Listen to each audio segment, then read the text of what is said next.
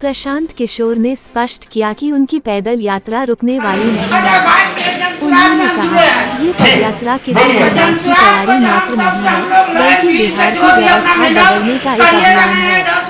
लोग कहते हैं कि थक जाएंगे, लेकिन जनता बिहार के हर घर तक सही लोग, सही सोच का संदेश नहीं पहुंच जाता। ये यात्रा अनवरत जारी रहेगी। हम रुकने वाले नहीं हैं। नेताजी संजीव कुमार का सम्राट चौधरी पर प्रहार।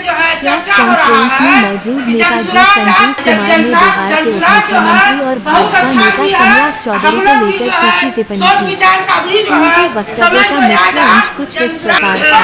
राजनीतिक अस्थिरता। संजीव कुमार ने आरोप लगाया कि सम्राट चौधरी और उनकी पार्टी केवल सत्ता के समीकरण बिठाने में लगी है, जबकि जनता के बुनियादी मुद्दे पीछे छूट गए हैं। आज प्रशांत किशोर जी का कटिहार में एक बैठक किया गया, जिसमें यह तय किया जाना था कि जनसुराज पार्टी कैसे आगे बढ़ेगी और विफलता के क्या कारण है।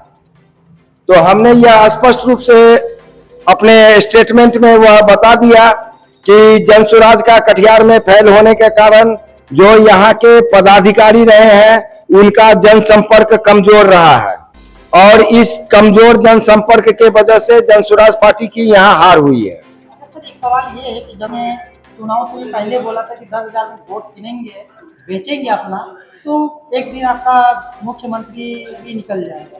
सच में वही हुआ है क्या? इसमें कहना चाहिए ये 10,000 रुपये का जो नीतीश कुमार के समय में जो लोन देने की जो बात हुई है, वह तो कुछ प्रभावित किया ही है, क्योंकि जब हम लोग जनसुराज का झंडा लेकर चुनाव के समय में जनसुराज के लिए वोट मांगने के लिए गए, तो महिलाओं का कहना था कि हम 10,000 का नमक उनका खाए हैं, हम वोट उन्हीं को देंगे। यह भी एक सकारात्मक तथ्य है जदयू का सत्ता में पुनर्स्थापन होने का। सर, ये भी है कि अभी सम्राट चौधरी ये पहले ही बता दिए थे प्रशांत किशोर जी की आपका बहुत जल्दी जो सीएम है वो बदलने वाले हैं। ऐसे कैसे उसके दिमाग में आ गई? कुछ चीज आकलन होते हैं और आकलन दूरदर्शिता के आधार पर सही भी होते हैं और गलत भी होते हैं। संजोग बस यह सही हो गए। अच्छा सर, सम्राट चौधरी तो अभी सीएम बने हैं, क्या लग रहा है ये 9वीं पास से मुख्यमंत्री जो हमारे नीतीश कुमार जी, अभी सम्राट तो 7वीं पास है, इसमें क्या कहना चाहिए?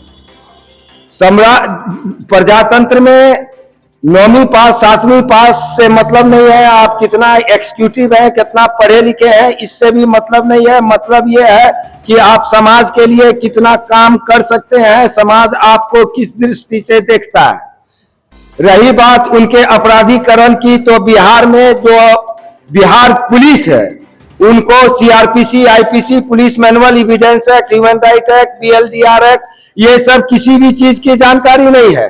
उनको केस दैनंदिनी लिखने के लिए नहीं आता है, और वह जो भी केस दैनंदिनी लिखता है पैसे के बदौलत पर किन्हीं को भी अपराधी बना देता है और चार्जशीट शामिल कर देता है। और उस चार्जशीट को शामिल करने के उपरांत ये उस पुलिस के गलत चार्जशीट के उपरांत उस पर मजिस्ट्रेट कॉग्निजेंस लेता है।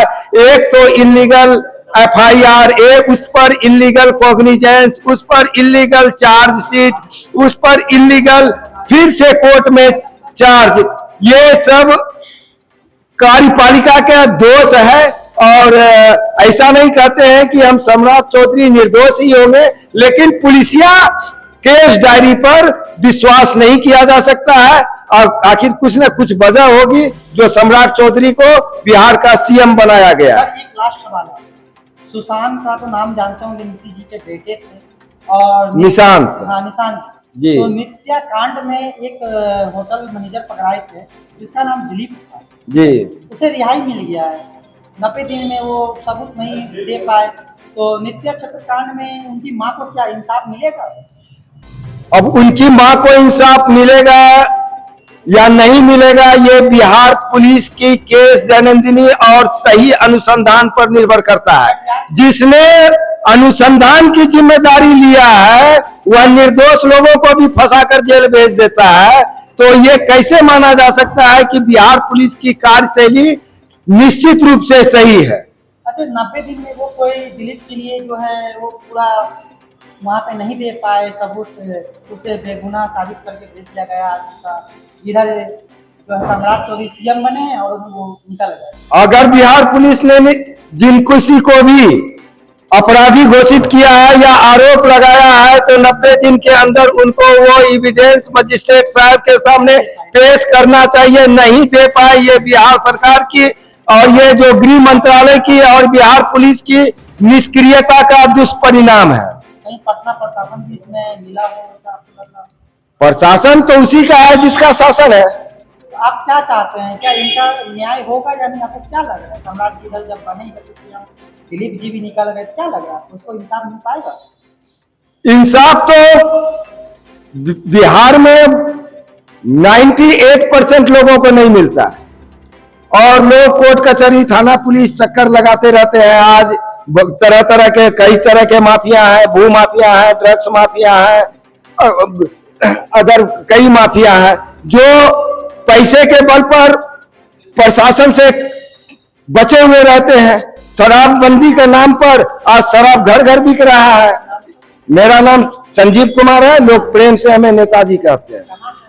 हम पूर्व में लोजपा का जिला प्रवक्ता रहे हैं और इलेक्शन के जस्ट पूर्व जनसुराज पार्टी को ज्वाइन किए और अभी जनसुराज पार्टी में है और मिर्चाईबाड़ी कटिहार मेरा निवास स्थान है।